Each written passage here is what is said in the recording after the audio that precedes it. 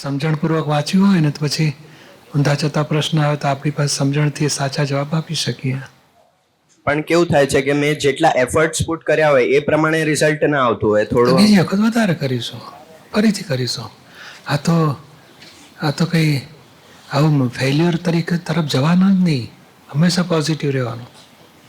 Positive રહીને પાછું ફરીથી પ્રયત્ન કરવાના. હજુ આનાથી 5% વધારે લાવ્યા એટલે આપણે ચાલો સરસ હજુ ટ્રાય કરીશું. નેક્સ્ટ ટાઈમ 10% વધારે લાવીશું.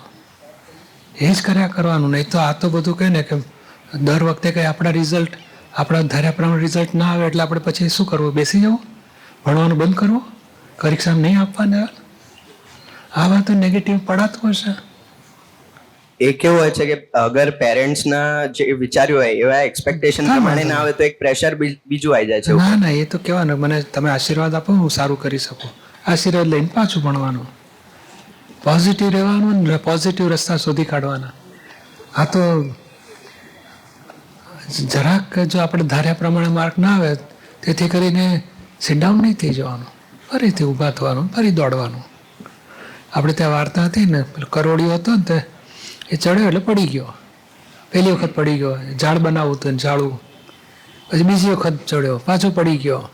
હવે શું કરવું જોઈએ? 2 વખત પડે તો સુઈ જવાની નીચે, પાછો એ મહેનત કરશે. ત્રીજી વખત કર્યો એણે તોય પાછો પડી ગયો. તો 9 વખત કર્યો પછી ધીમે ધીમે મોટું ઝાડું બનાવી શક્યો. એટલે આપણે હવે માણસ કહેવાય. 9 વખત શું 27 વખત આવે તોય પહોંચી વળીશું. અરે આ તો બન્યા કરે. હા, આપણે બીજું જ્યાં પ્રોબ્લેમ ક્યાં છે?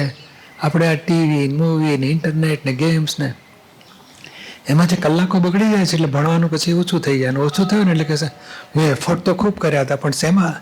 80% વોટ્સએપમાં, 20% ભણવામાં. તો પછી પેલું ઘટાડો, પેલું 20% કરો ને 80% કરો તો જો કેટલા સરસ રિઝલ્ટ આવશે.